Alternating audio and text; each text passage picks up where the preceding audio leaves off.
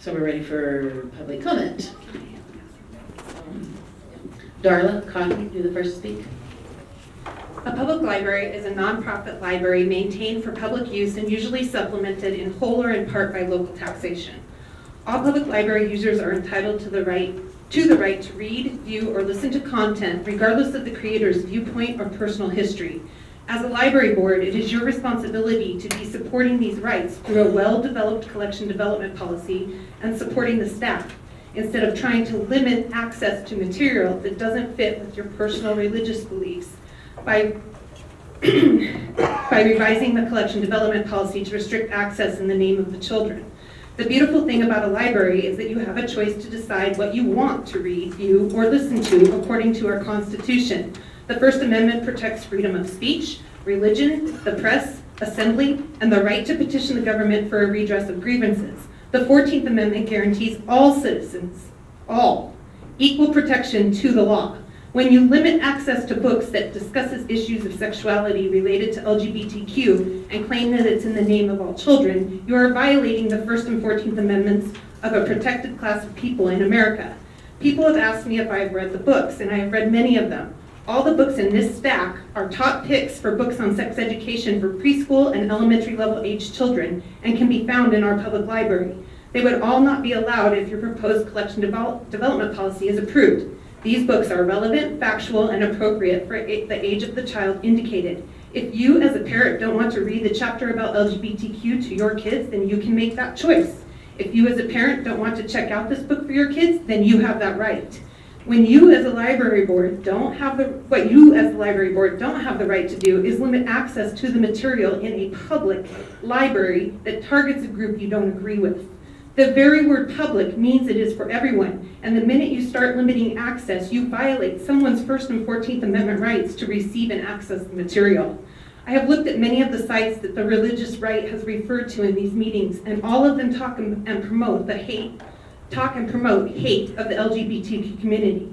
The Liberty Counsel went as far to say that Matthew Shepard's murder had nothing to do with homosexuality, and that Matt Staver, the founder of the Liberty Counsel, believes that LGBTQ adults are a threat to children and is busy battling same-sex marriage because they believe it is the downfall of religious liberty for Christians. Is this an organization that we the people of Campbell County, want to dictate to us what our collection development policy should be? The religious right claims to be doing this in the name of children, but they are doing it because they believe there is a threat. This is how an atrocity against humanity starts. The uprising of a group of people with hate in their heart for another group of people they feel threatened by shows their ignorance, bigotry, and hypocrisy. How many times does history have to repeat itself before we as a people learn that there's no place for hate? Hello, my name is David Buckmeyer, and I'd just like to thank you for the opportunity to speak in front of you tonight. I was out there when we brought up the Liberty Counsel. I did look them up online, and the argument keeps being that this is not anti-LGBTQ. But everything that the library board is referencing and using as their talking points comes straight out of anti-LGBTQ organizations. There was some comments made at the last, or I guess was at the last meeting, that about videos on the ALA website. I too did my research on that. I found all the videos, I found everything that was said verbatim on Mass Resistance website. So it's a false argument to say this isn't about the LGBTQ community. That's exactly what all of this is about. And I know by law to try and keep things legal that you keep saying it's not, but it is. And then I'd also like to speak in reference to a conflict of interest on this board.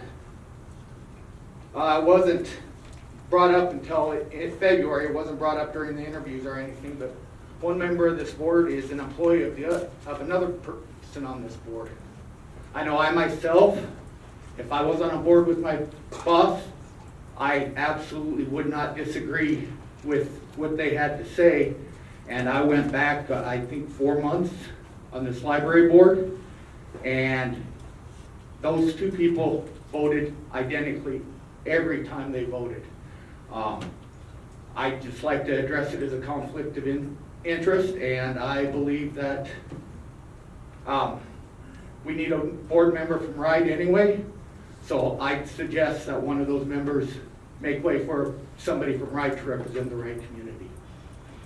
All I've got to say. Bruce Williams? Now, I want to mention how this board can cost this county more than they want to pay. One of the board members told me that she would check with the pastor to see if it was okay for me to give invocation. I have several U.S. Supreme Court rulings saying no. This same board member used a Christian group to determine when I, as an atheist, would talk to you people. That, ladies and gentlemen, may wind up costing this county more than they want to spend. I asked for the name of that Christian group, and she refused to answer the question. Then, turned out I got a lie for an answer, saying that I had been given the name. I had not. And then I sued the board member. And in the lawsuit, she admitted not answering and lying by giving me the name that I had requested in the public records report. This is abuse of the legal system by dragging everything out to the last possible moment. Not only that, she had a lawyer recommend a practice that could get me in trouble with the court and probably cost me a fine. Now, that hasn't gone to the state, what do you call that, the lawyers board or whatever, but it's going. This board member is anti-Semitic, and I have it in writing. This is a personal, well, as a personal philosophy, I don't care. You can be as anti-Semitic as you want to be, okay? But when you're a political agent, that is a problem. And I would like you to look at Title 97, Article 21, Section 25, as well as the U.S. Constitution, Amendment 1, Free Exercise Clause, and the Free Speech Clause. This majority of this board has been LGBTQ discriminatory, quite contrary to Title 97, Article 1, Section 2, as well as Title 97, Article Section 1, Section 3 of the Wyoming Constitution. This board member was aware that there were 2 employees with conflict of interest. And Thank you, Bruce. That's your time. oh, okay. You're welcome. There's only one more item here. And it will be brought up other places. Feel free to email it to us. No, let's go beyond the email. Dallas, Remy? In front of me is a stack of 5 books. Much like books that have been presented in the past, these books came from the teen room. Most of these books would probably be considered inappropriate by members on this board.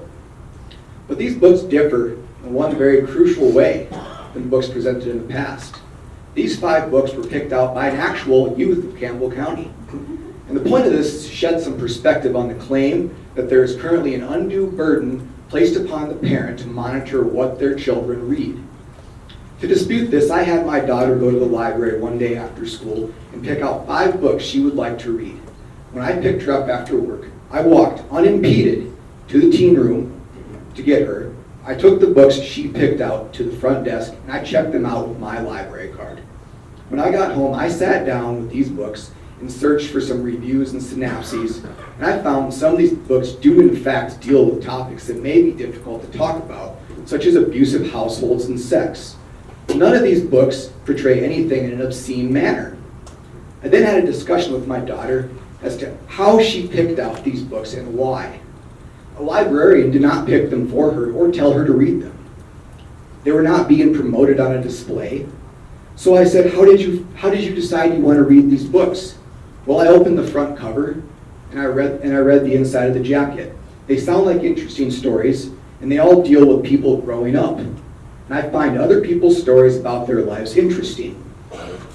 In total, I would estimate it took me about 30 minutes to get a good summary of the content of these books. Now, if I didn't think she should read any of these books based on my research of the content, I have ample time to take them back to the library and not let her read them. Now, these 5 books will probably take her 5 weeks to get through, even if she finishes them. So from the perspective of an actual parent, of an actual teenager who actually uses the library, I can see no burden, let alone an undue one. I only see an opportunity to engage with my daughter and talk to her about the topics in these books.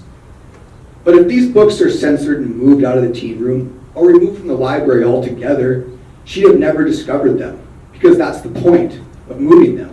It serves one purpose, and that's to limit and control the ideas that an individual chooses to consume, which is by definition censorship.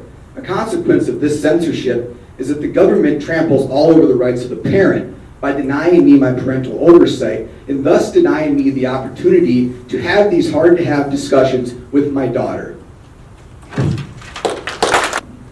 Lee Jacobs.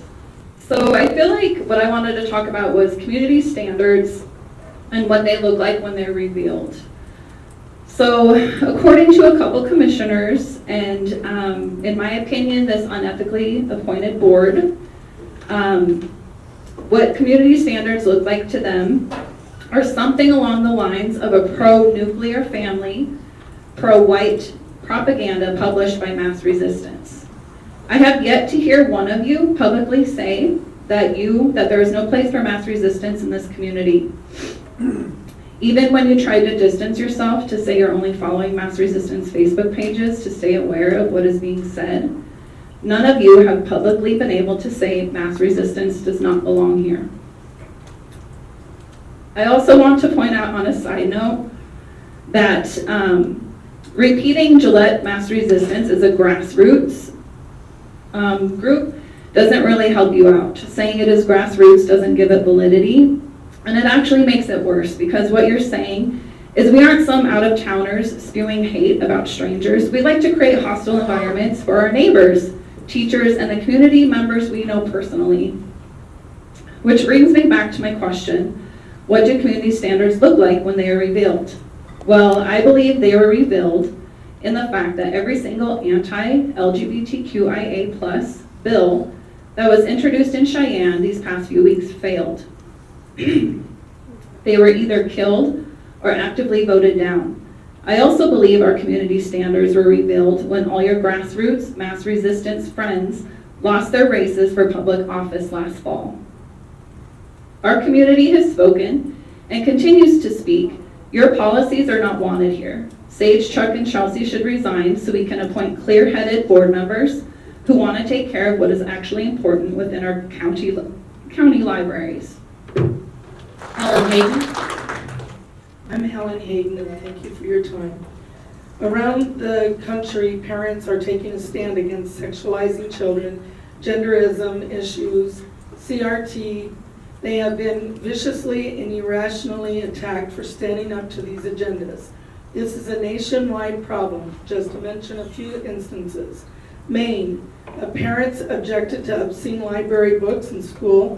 This state is a mostly rural state. A determined group of pro-family citizens are taking a firm stance against offensive materials in the public schools. Texas, parents deal with dozens of obscene, sexual, and other highly inappropriate books that they had found in their school district libraries. Massachusetts, parents having the same concerns over BLM, sexual curriculum materials, and gender ideology propaganda. In Idaho, the Community Library Network has revised its library policy It will now exclude any obscene books for children and teenagers and remove the ones currently on the shelves. Some say young people can get access on the internet and other sources. Therefore, we don't need it in our libraries where other unexpected young people come across them. If young people desire these materials, they can go to the internet or parents, friends can supply them. They should not be available in our libraries. 2 ladies from Minnesota ran for school committee. Both of these ladies take a practical approach and believe in ensuring every child has equal opportunity for success in our public schools. They desire to focus on teaching the skills young people need in life by mastery of the essentials: reading, writing, math, science, and history, without the political, racial, or sexual undertones. Choosing to vote for them, the citizens felt it would be a good choice since the school district test scores have indicated many students are not reaching their full potential. For instance, only 20% of tested students are proficient in math, 33% in reading, and 24% in science. And I think we need to center around that rather than this other stuff. Thank you. Janine Groves. Janine Groves. Thank you for the opportunity to talk, and thank you for changing the collection development policy. The more I have seen of some of these books, the more shocked I have been. We might as well just throw some copies of Playboy and Hustler. Some of these books make them look mild. Pornography is pornography. Nothing good can come from over-sexualizing our youth. They will see and read things in other places, but we shouldn't be providing it to them with public funding. And thanks to the news record, County 17 and others, we have been unfairly labeled as book burners or book banners. This was never true. With actual journalism, it would have been made clear that we wanted them moved. Also, maybe they could have shown how bad these books really are. These books are receiving pushback across the entire country, which should lead everyone to understand it's a serious issue. They can't even be read out loud on the radio or anywhere else without being an FCC violation, but it's good for kids to read. It shouldn't divide us, any of us, when it comes to doing what is right for the children. We should all be for helping them reach their full potential as adults, and over-sexualizing them isn't the way to do that. And as for not using the ALA, I am confident that we have enough great people in Gillette and the staff at this library that we can continue to keep this library as good as it has been or even better. Thank you. Deb Proctor, proud member, lifelong member of the WLA and the American Library Association. I'm here once again to express my wholehearted support for our CCPL well-educated, well-trained, and very experienced library staff who know how to serve and help all the citizens of Campbell County. They've done an excellent job over a long time period and continue despite a lack of support from the library board. Campbell County Library is a very respected institution in our community, evidenced by the usage numbers. I continue to be disappointed in your work as a board. I believe that a library board should work hard to support, enhance, and value the work of the staff, attend functions, contribute time and resources and energy to ensure that the largest number of patrons of all ages are served based on their individual needs. Since most of your appointments to the library board, there has been continued criticism and negativity expressed by the board. That seems to be the opposite of what I expect of a board. One place to find what the community really believes about CCPL is to look at the number of comments about the public library in the recently released comments from the City County 1% survey. A total of 149 citizens took the time to list a comment that there should be additional funding in restoring the funding cut by the commissioners. Why are you as a board not working to get these funds restored? That'd be a great job for you. It is a documented request of our citizens. Instead, you are attempting to limit resources for Campbell County citizens based on your own ideologies. You certainly do not represent me. I believe there is value in young people having access to published. Published means it's been edited, screened, probably reviewed by legal sources, experts. I believe that these are biology and human anatomy books with illustrations. For the life of me, I cannot understand why it's okay for 15-year-olds to have babies but not view illustrations of the human body. It just baffles me. The human body and all of its parts are not obscene and they are not pornographic. I respectfully request that the proposed changes of the collection development policy be published in print and online sources so that all Campbell County citizens can see your questionable work. Thank you. Cheryl Martin. Good evening. Would you say that the goal of a child or a collection policy is to meet educational and informational needs of the community and children? Would you agree with that? Informational and educational needs. Okay. Well, I would say that that should be your goal. And I'm not sure why, if your goal is to provide informational and educational needs to your community and children, why you would want the book Sex is a Funny Word or It's Not the Stork removed from your collection. I have read both of these books and I find that they are both educational and informational. And as a parent myself, I used books just like this to teach my children about where babies come from. I did not have the luxury of living on a farm where my children could see birth of animals, so I came to my public library to check out a book that would be age appropriate for a 6-year-old or a 12-year-old child so that I could explain that to them using material that I think is appropriate, not what your ideology might be on what is appropriate or what isn't appropriate. I also think that by not allowing, trying to make the human body, whether male or female, something to be ashamed of.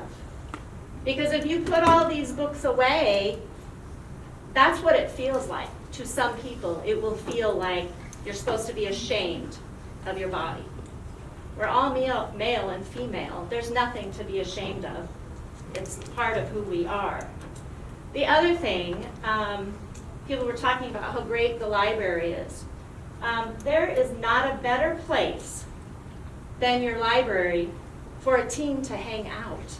If I could have chosen where my teenage children hung out, I would want it to be the library. And if they were finding knowledge in a library, how wonderful. I hope that, again, I will say that you will reconsider the ALA for the library staff to get the training and go to the conferences that they need. As you said earlier, you can't find anything that is not associated with the ALA. That's because it is an important association to belong to. Thank you. Jane Gebhardt. Hello, I'm Jane Gebhardt. Looking back at the last year of the library conflict, it's been crazy to sit through the commissioner and library board meetings. There have been many statements that were not true about the library, and after the meeting, you would try to correct the misinformation and it would fall on deaf ears. First, the statement that comes to mind at the commissioners meeting in May, that the teen room did not have any classics in their area. This is not true. They have a wonderful collection of classics. Again, the person did not want to be corrected. Another statement that was made, that the teen room area is unsupervised. That is a huge untruth. There is always a staff member down there. And it was brought up at the commissioners meeting that the teens can make all kinds of movies in an unsupervised area. The film area is in the tech area with a 2x3 picture window and a glass door with no curtains or blinds on them. So no, they cannot make dirty movies there or anywhere else in the library. Again, we asked that person making the statement to come tour the area, and nothing was, and to speak about it, nothing happened.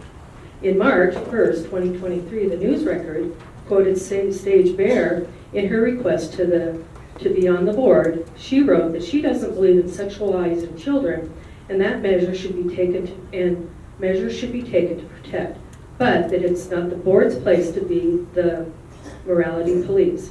Not sure what happened once she got on the board, because it seems like all she wants to do is police every aspect of the library.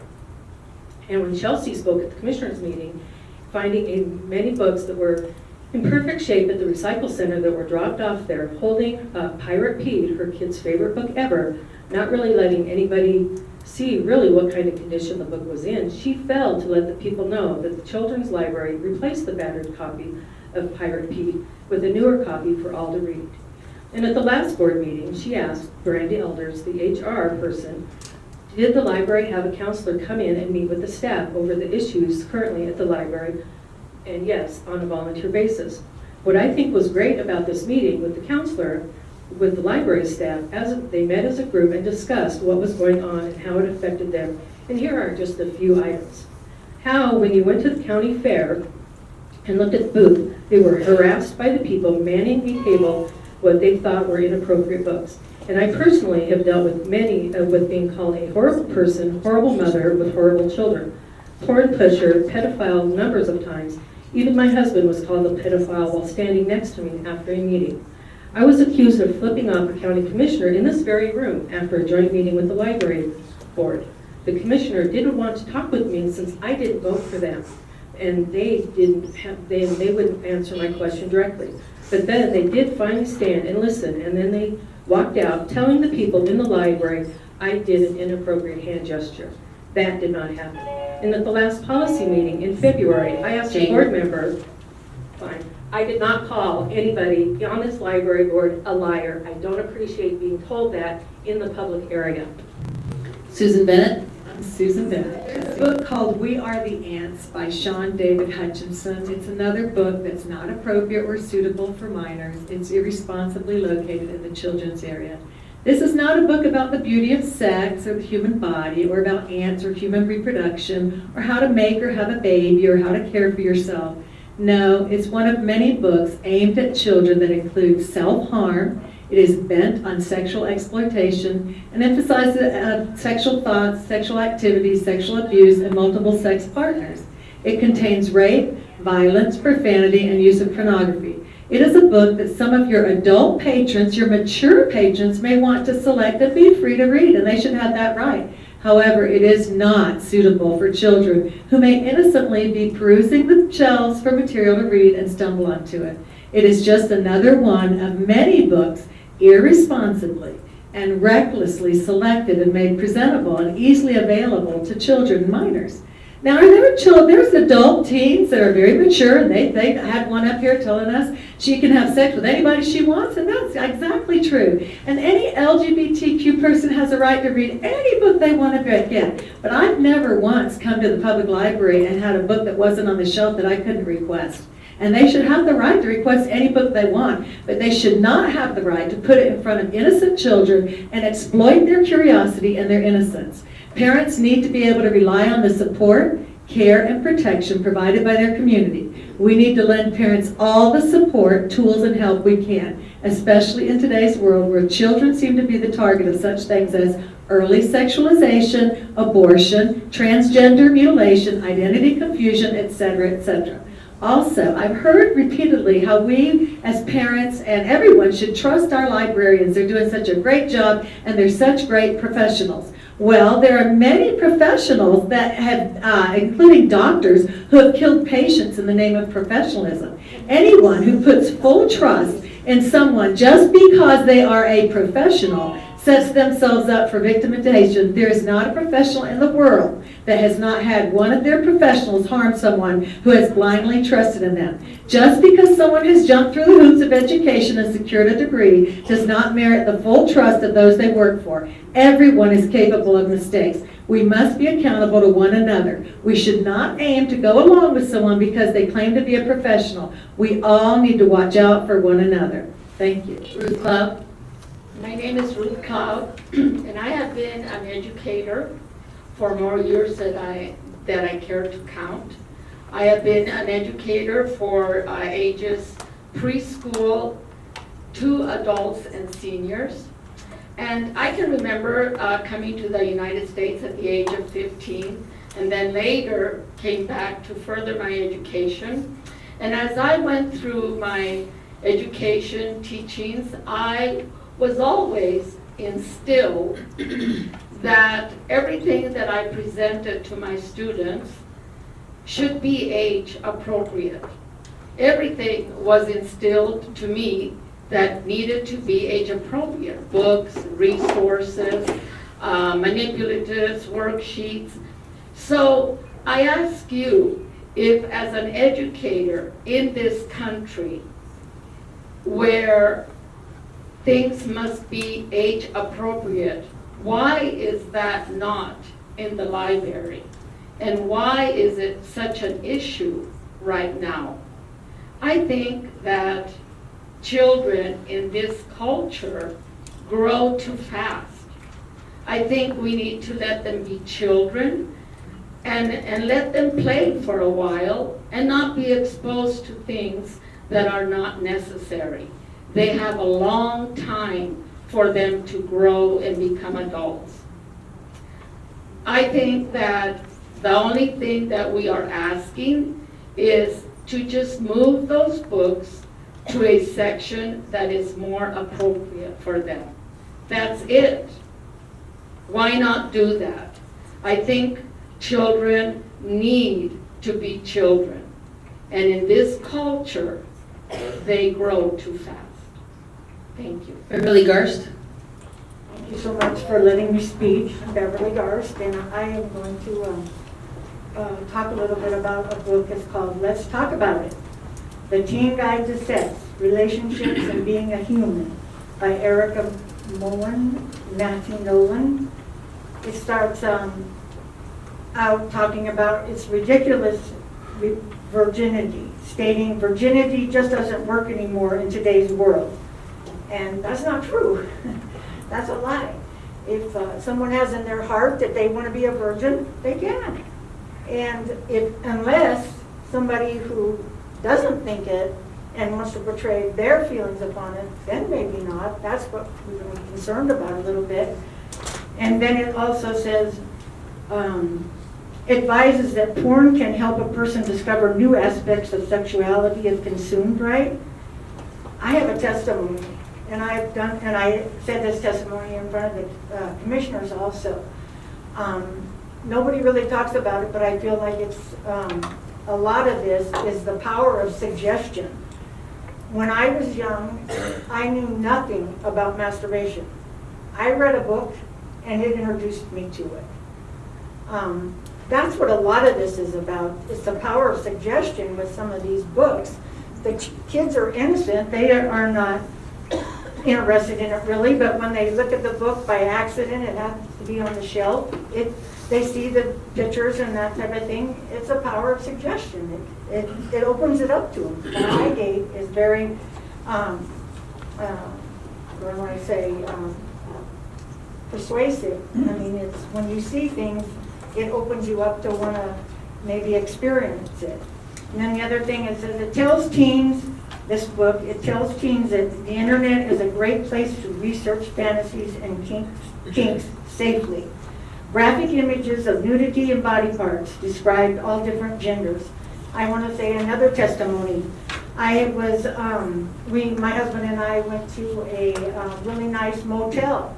And we got to the room and I turned on the TV. Well, the person before me must have had pornography put into their room. Well, when I saw it, I cannot forget that image. I will never forget that image. And so when the kids see these images and these books, it's just they will not forget them. And it can be harmful to them. We've showed you lots of stats. Just one other thing and I will go. The 1% tax. When we first started looking at these books, that 1% sticker was on all these sexual books of immorality. And so I just ask you, if you bring the 1 cent back, I ask you, do not put them on, do not buy these books with my tax money, the 1%. You can do other books, but I just ask that 1%, if you bring it back, will not be for these books, please. Hugh Bennett. Thank you for allowing public comment in the land of the free. The library is a place for information, and a public library represents our community. We have a community that's rooted in Judeo-Christian ethics, and our history is rife with examples of spiritual strength, God-fearing men in politics like George Washington, and every president that's been in Washington up until this recent administration acknowledge God. I've noticed tonight, as someone who believes in God, I feel my faith is under assault in a sense that there's a hatred of Christianity in this room. It also seems to evidence a bit of hate for our country. I noticed some people didn't stand up for prayer. That's okay. I noticed some people didn't pledge or stand up for the Pledge of Allegiance in this room, and that's okay. I served in the military to defend their right not to stand up, not to believe in God. But I don't think they have the right to pervert the children of the next generation that do not belong to them. And I think this smokescreen about the First and 14th Amendments is nothing but an excuse for them to see to it that children get opportunities to be perverted. It's really hard to defend that proposition, so they hide behind legalistic sounding arguments and professional opinions that they sort through to get what they'd like to see. One other thing I thought was interesting, I noticed everybody here wore clothes tonight, and if it's so simple, why didn't some of these liberal thinkers just come naked? We have laws about stuff like that. There's a book in the library called The Female of the Species that contains, it's Mindy McGinnis is the author. It contains excessive profanity, sexual activities, violence, sexual nudity, underage alcohol use, drug use, sexual assault, sex scenes, and many gratuitous sex scenes. Well, I don't believe anybody is preventing people from getting those books, but I do think it's good public policy not to pay for them with public monies. We still have a free country, we can read what we like, but it doesn't mean we should have to pay for someone else's perversion. Avery Sorensen? I originally had something written for today. I wrote it in roughly 30 minutes before I got here, but hearing some of these previous public comments, I just wanted to change things up a little bit. If you don't know me, I'm Avery Sorensen. I'm the daughter of a previous board member, Matthew Sorensen, before he passed in 2017. And yeah. I wanted to talk about childhood. I feel like that term's been tossed around a lot. The perversion of innocence. We are forcing to grow up too fast with these horrible books. And I want to talk about my childhood. Because my childhood wasn't stolen from me by a book. It was stolen from me by a freak accident. And these ideas that, oh no, children can't read about violence or all this other stuff, it's basically telling me that I am invisible and I cannot be told about my own life. I have survived some things that most adults won't go through. And that doesn't make me less of a person, and it doesn't give me less of a right to read about myself. Because when I was 10 years old, I knew what death was like. Most people won't know that until they're way older. But I had someone extremely close to me die. And these ideas that children are being forced to grow up too fast because, oh no, they can't read about that kind of stuff in the library is preposterous.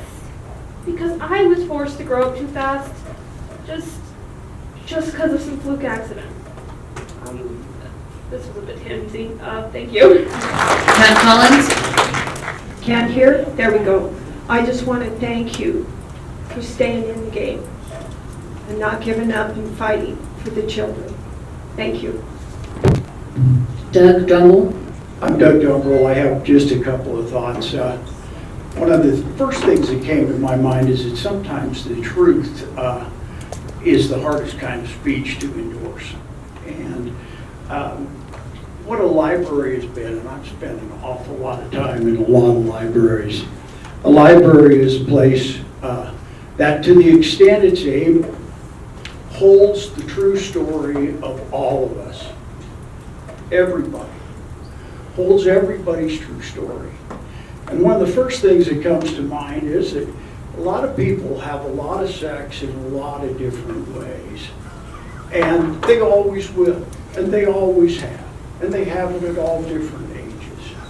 And you can read about that on the shelves of every library, a Kama Sutra, The Joy of Sex. All of those kinds of things are available in libraries because that's for all of us.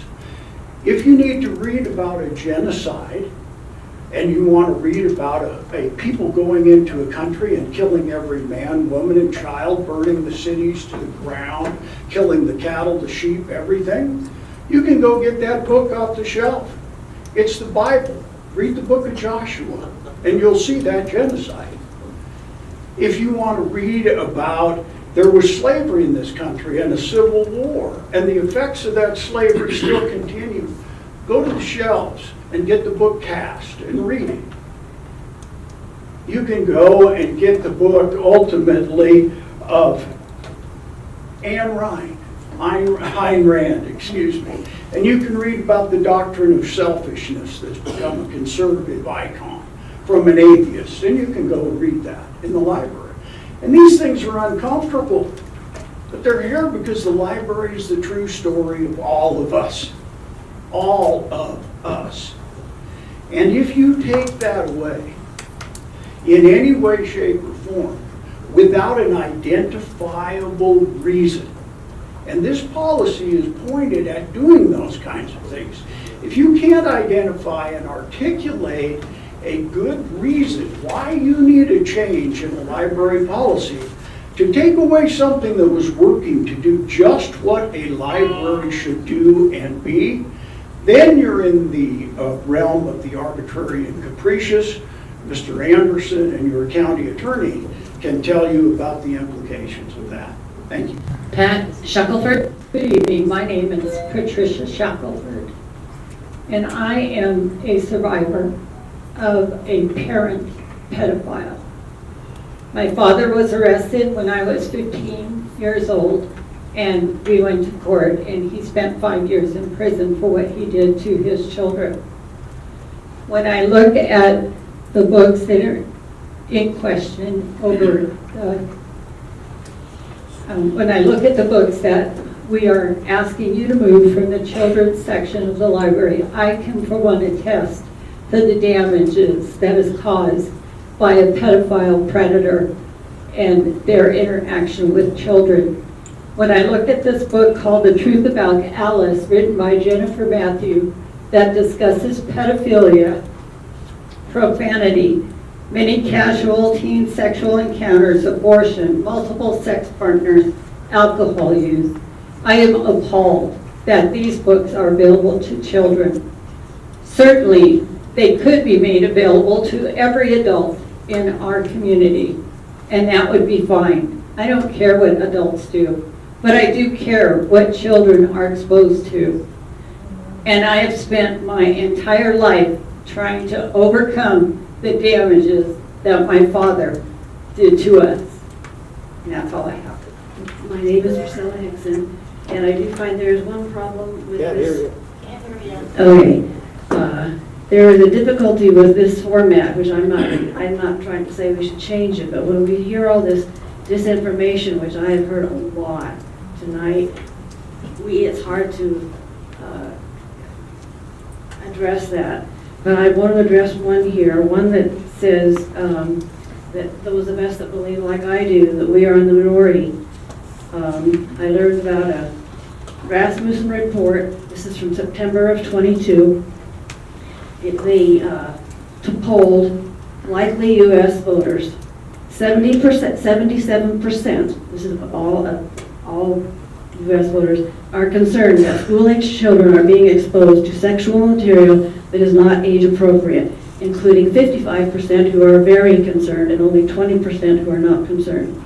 Across political and ethnic categories, 79% of whites, 73% of blacks, 73% of Hispanics, and 72% of the others are somewhat concerned. 85% of Republicans, 56% of Democrats, 69% of unaffiliated believe it is very important that schools fully inform parents about what is being taught. In this survey, 29% were parents of school-aged children, 26% are grandparents of school-aged children, 56% of parents and 69% of grandparents are very concerned that school-aged children are being exposed to sexual material that is not age-appropriate. 71% of parents and 80% of grandparents believe it is very important that school fully inform parents about these things. 70% of parents and 86% of grandparents are opposed to teaching school children how to perform sex acts. 69% of voters believe books containing explicit sexual depiction of sex acts, and this one it did add homosexuals. The other one did not specify any difference between heterosexual and homosexual.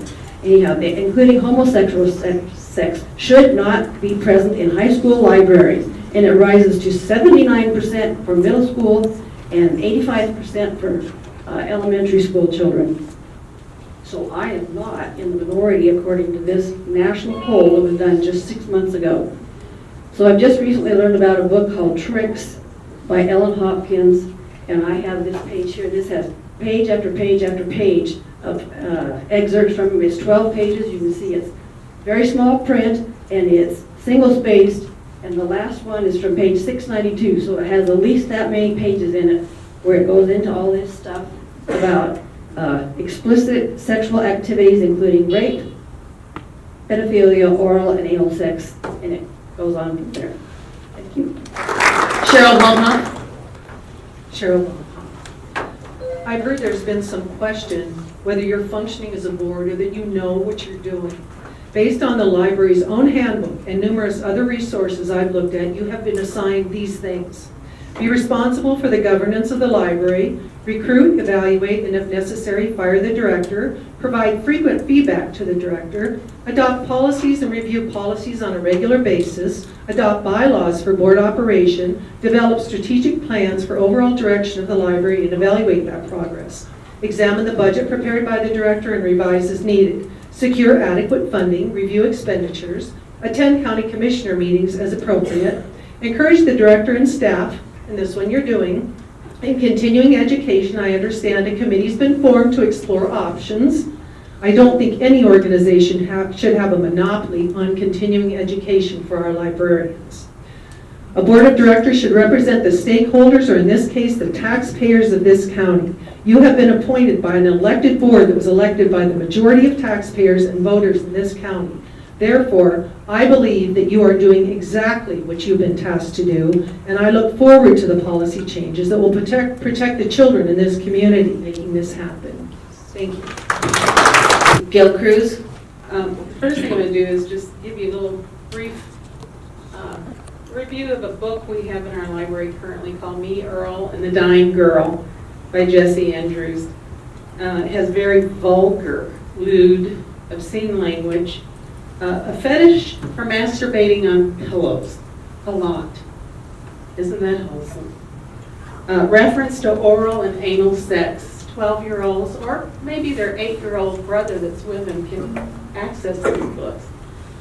And as we think about this, that there are dangerous, unsafe sex practices that are grossly and explicitly detailed in the books that we're concerned about.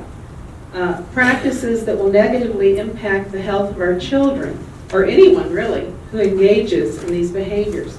Talk to your child's dentist and ask him why an oral check for throat and mouth cancer is now a routine part of a checkup for minors. It's interesting. Ask your physician why STD rates are soaring among teens and adults. Diseases like penile and rectal cancers, hepatitis of all variety, HIV/AIDS, which is not cured, syphilis, a new untreatable gonorrhea strain, totally untreatable now, genital warts, parasitic diseases, HPV, chlamydia, herpes, a new one called Mycoplasma genitalium. It's new, but it's growing. This is just a partial list caused by unsafe sex practices that are detailed, promoted, and encouraged in these books that we've been talking about for months and months and months. We ignore these inconvenient truths in favor of political and cultural ideology. As students of history know, ideology in the form of communism and Marxism in Russia and China after World Wars I and II were enforced by Joseph Stalin and Chairman Mao. These ideologies resulted in the murder of, conservatively, over 100 million of their own people, not an invading force from outside, all in the name of ideology. And the ideology of the ALA that has also pervaded our library is that all books are good for all people of all ages. And that is very wrong in my mind. Is my time up? No. Oh, okay, that was the minute. Ideology, slavishly adhered to regardless of its effect on people, has caused tremendous tragedy in our world. When ideologues know that damage caused to our children by promoting these risky, unsafe sexual behaviors, and yet they stubbornly dig in their heels due to politically correct or woke pressures, it's wrong. Something needs to be done. Casey Cool? Good evening, I'm Casey Cook. Thank you for the honor of addressing you this evening.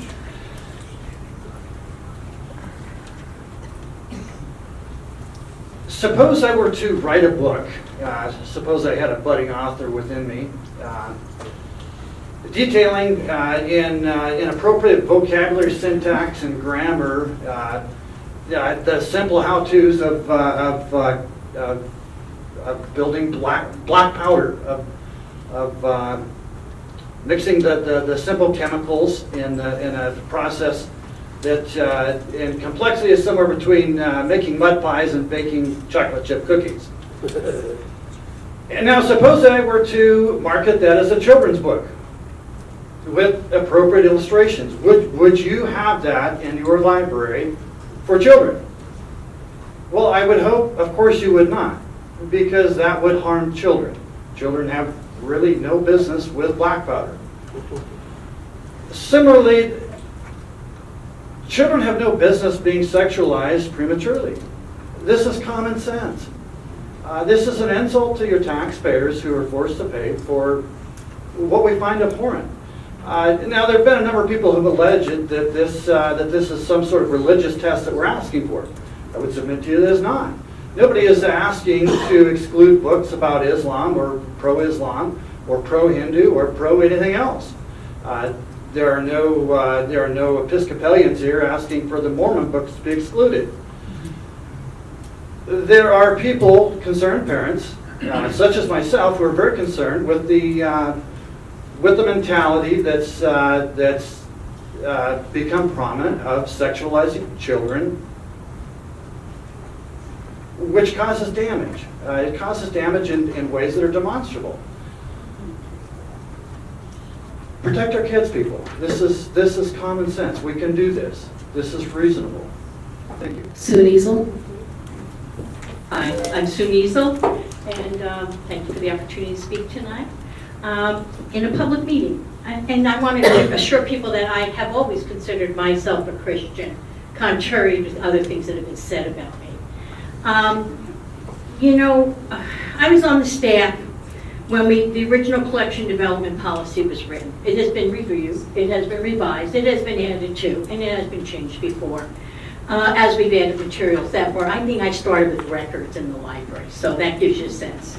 And I belong to that process because though I've heard tonight that my education shouldn't matter, it did to me because I worked hard to get it.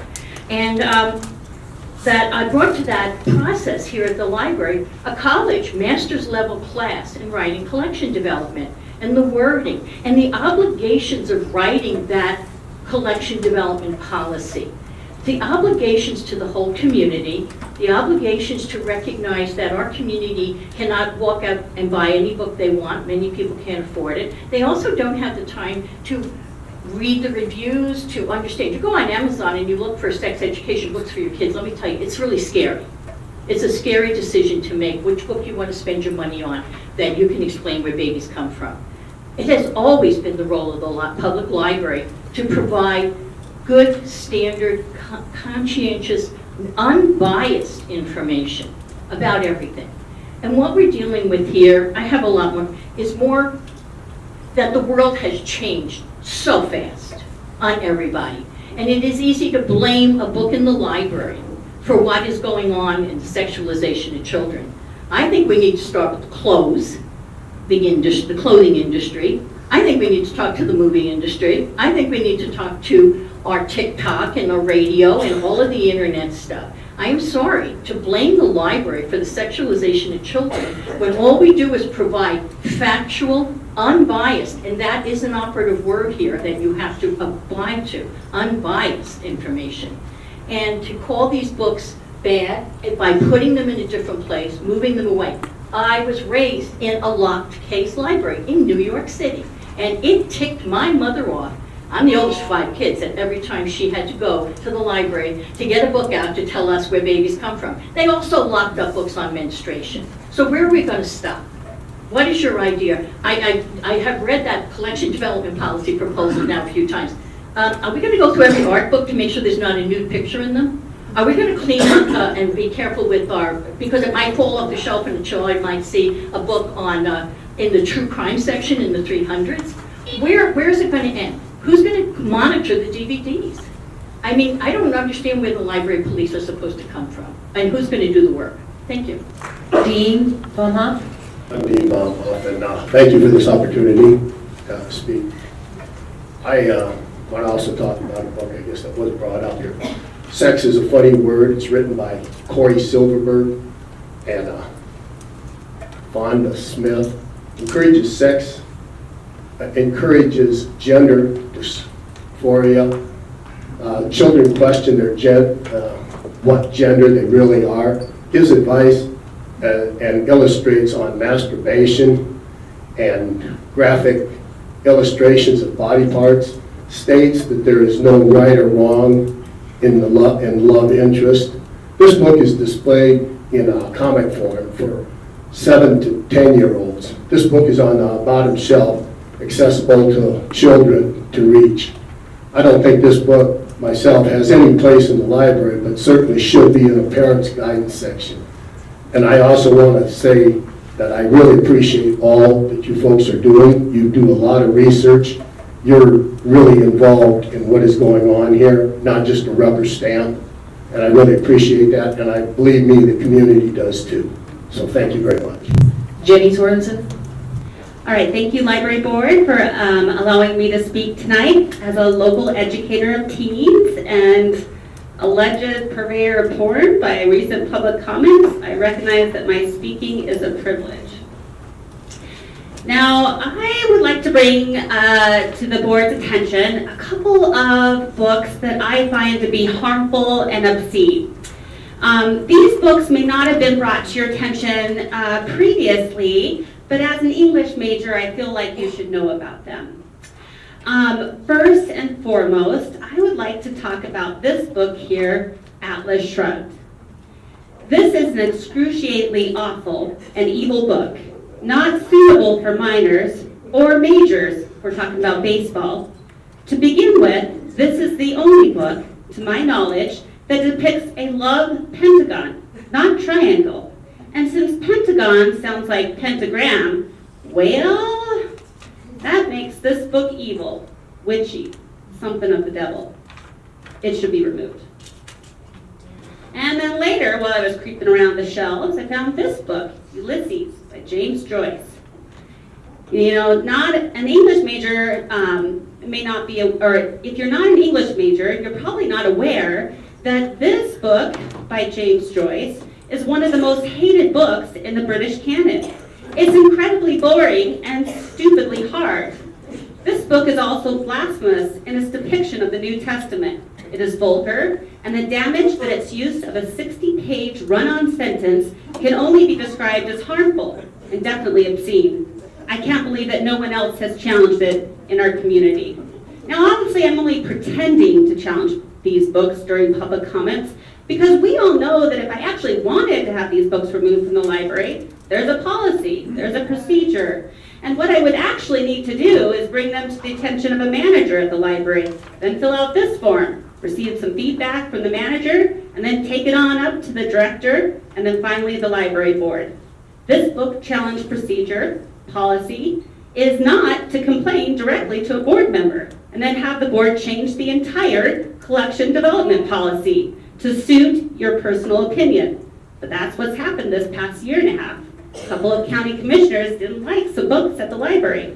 And when those books weren't removed after they used the library's request for reconsideration form, these county commissioners appointed library board members that are willing to circumvent the challenge process, changing the collection development policy to better fit their opinion of appropriateness. Even though these collection development changes expose our county to unnecessary legal fees.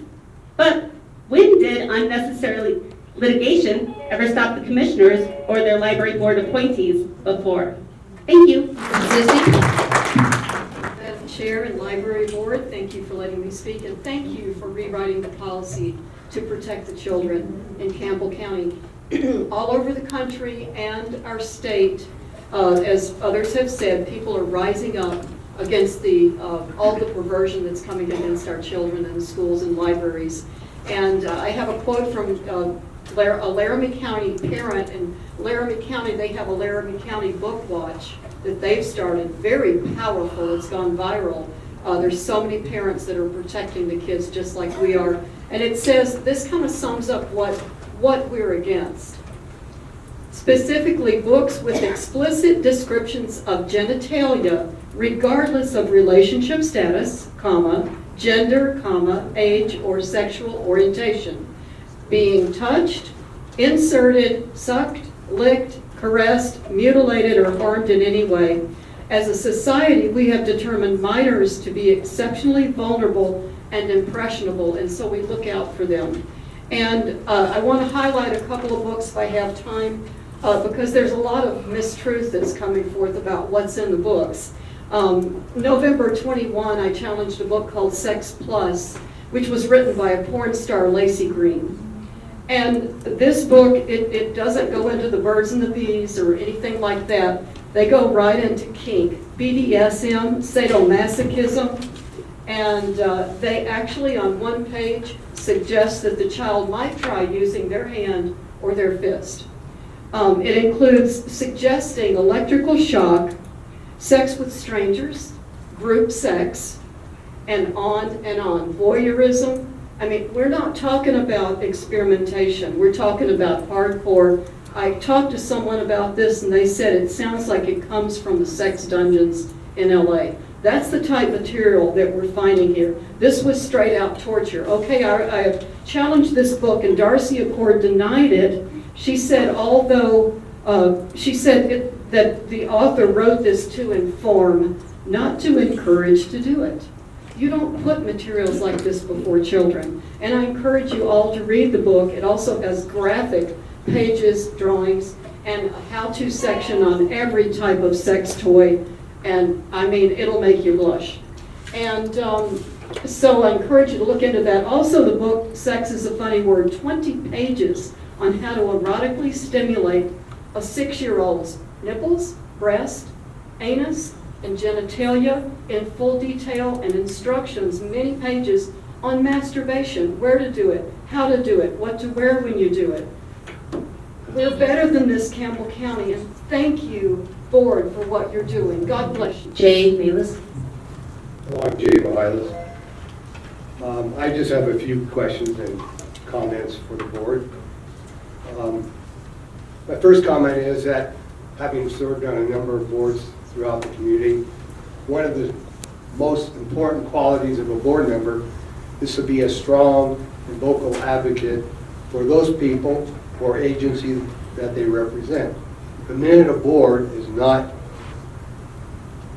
put in a position of advocacy and support of their agency, what starts to happen is that the effectiveness and the public opinion of any agency or any group starts to be questioned. And the most important thing with regard to that, you can't repair the damage that's already been done. So most importantly, I would hope that this board would continue to let the staff know, all 60-plus members, that they and their service are most important to the success of this institution. The minute these people leave, the institution falters and collapses. Second of all, we've heard with regards to that about obscene and pornographic material. And as a board, I would ask you, or I would challenge you to in fact say that this library possesses none of that material. The state legislature went way out of their way to try to in fact change the rules and basically tried to criminalize all the library staffs across the state, and was roundly and soundly defeated by our legislator. So thank goodness for their actions. The things I'd like to ask is, first, with regards to your collection policy, and most importantly, that you provide an opportunity for public comment. In the first 2 meetings, there was no opportunity. And so when it becomes a policy or procedure tied by the input of 5 individuals and excludes everyone else, it doesn't seem to be a county-wide policy. So I would ask as a board, when you create or you organize a meeting tied to collection policy, that you provide the opportunity for public comment. And lastly, I would ask with Chelsea's committee that she also do the same. It's a hand-selected committee that none of us in the public have any idea who those individuals are. And so the task is what recommendations they have, if the library board would please provide public input and to introduce those folks so we all know what their qualifications are, since it seems that our library staff is always being questioned with regard to Thank you. I would like to say that it's an honorable thing that you're doing to change the collection and development policy. I believe Dean Baumhoff said that very eloquently that you're not a rubber stamp board. And we appreciate that you're hearing the community. And you're hearing a segment of the community. And I know that segment of the community gets demonized. I know that. Wyoming Mass Resistance, Southern Poverty Law Center, all these groups that call us hate groups. Well, let me introduce you to some of the people that are in the hate group. Doctors, lawyers, teachers, counselors, pastors, publishers, librarians, policemen, politicians, single mothers. I could go on, but that's what this group is about. We're not haters. These doctors and lawyers and teachers and counselors aren't haters. They just understand when they see pornography. They understand what it is. They've lived long enough in this world to understand what dirty books are, and they don't want them to be pushed on their children. And when I say pushed, I mean just available in the library for them to look at, and for them to, as we've heard over and over again, be explored. Children will explore these things. And so, again, I salute you all for taking this honorable step. We've heard justification tonight that because 15-year-olds get pregnant, that we need to have these books in the library. What kind of reasoning is that? So we need to take this seriously, we really do. I appreciate humor just as much as the next person. This is a serious issue that you're looking at seriously, and I just applaud you for listening to the doctors, the lawyers, the teachers, the counselors, etc. Thank you. Steve Dutton. Good evening. Thank you for taking time to listen to us. As a taxpayer and a citizen and an old man, I guess I'm learning that I'm in the minority here, but I believe as a taxpayer, sexualization has no place in the public library, especially preteens. You know, the book industry is replete with positive, beneficial information, and there's so much out there. I think we should look into that, better understand how to be productive. So let's afford those better books to the public. Adult leaders as you need to help protect those innocent lives against inappropriate material. And I think that's your fiduciary duty. And if you don't, these books do lead to social degradation. You hear about it all the time. So please let's abandon the proclivity of showing this material that debases family norms and values. And thank you for listening to me, and thank you for doing the job you are. Thank you for standing up and taking the abuse that you do. I think you're doing it. Justin Bader. Thank you for tonight. Thank you for the long evening. I think the lights are out in the main building. So Justin found a little article in Tuesday's February 21st, 2023 Gillette News Record. I would like to bring this to your attention as we do have community standards. There was an event out at the Camplex this last Friday night. He was a comedian, actor, singer, writer who has played at sold-out shows around the world. Camplex says his Gillette performances are one of many stops he completes as part of his current nationwide tour. This is the paragraph. The shows are for mature audiences only and are recommended for those 16 years and older. No one younger than 14 years old will be allowed in the first 5 rows. So if the Camplex has a community standard, maybe the library board should take a look at how that happened, because both are county facilities. Thank you for your time. Thank you for the evening. Carol Meyer. Thank you, board, for this opportunity to speak. My name is Carol Meyer. I'd like to address some of the books in the library, because I don't think that a lot of the parents know what's in some of these books. The book Doing It, Let's Talk About Sex by Hannah Witten. This book is about a porn star's surgery to reduce labia size. It advises the use of pornography for masturbation purposes. A quote from the book, watching porn in moderation can be fun, harmless thing. And then there is a description of all forms of sexual activities. In looking for research on the subject of pornography, Dr. Dobson was an excellent source. Dr. James Dobson has a PhD and worked as an associate clinical professional of pediatrics at the University of Southern California School of Medicine, and he served on the Presidential Commission for Pornography. Dobson states, addiction of pornography is as addictive as crack cocaine. It functions like drugs. You need more and more. Soft porn is everywhere, and that leads to hardcore porn when that becomes boring. A percentage of the people will go further with perversions to sex with children, sex with animals, violence, horrible mutilation of bodies, and then to the ultimate death of a victim. Dobson interviewed serial killer Ted Bundy on camera the day before Bundy's execution. Ted Bundy was a normal-looking guy, and he sounded like an intelligent man, knew him. And they caught him on a fluke. The last girl he killed was 12 years old, and he dumped her body in a pigsty.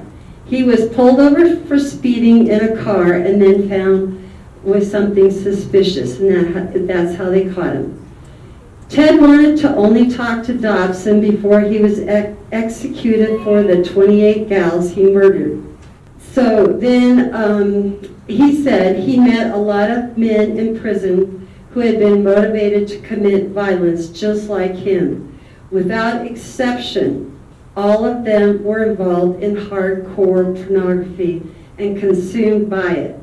In conclusion, most of these books are beyond softcore pornography and very graphic in nature. Responsible adults do not put this material in front of vulnerable children, especially when their brains are forming, and it is so addicting. Ted Bundy was 13 when he was exposed to it. And Carol? Yes. Thank you. Matt Heath? Matt Heath. Been a while since I've been to a library board meeting. Some stuff's changed, some stuff hasn't. Looks like we got a very politically motivated board right now, which is weird because it's a library board. I've got a lot of things. I'll send you a follow-up email after this because during this I'll run out of time, but that's okay. The reason why I say politically motivated is because your comments on the SPLC, that they were completely on the wrong side of things. That seems like a weird comment from a library board member, but. So this is Wyoming. I moved here because I thought it was the freedom state. We should be erring on the side of freedom all the time, even if that means there's too much information in the library. I hate big government, and we're looking at big government on this board. I'm a parent of teens here. There's nothing in this library that I'm scared of my teens seeing. If I was, I would monitor them.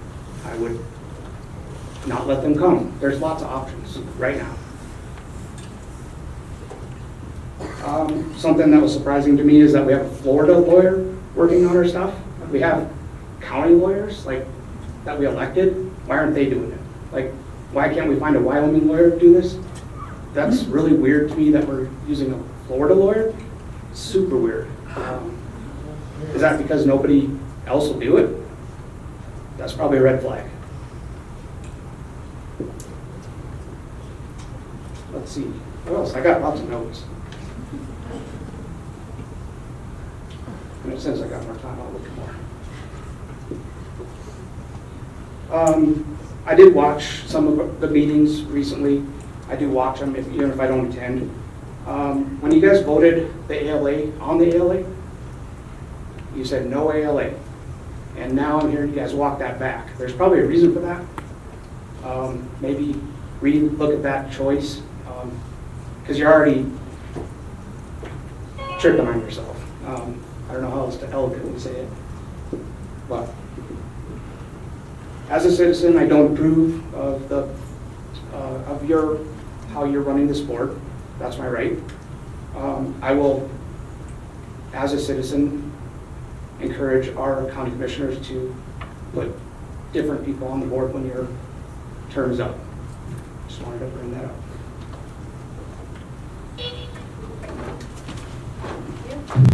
Are there any board member comments? Do I have a motion? I move to adjourn. All in favor? Aye. We are adjourned.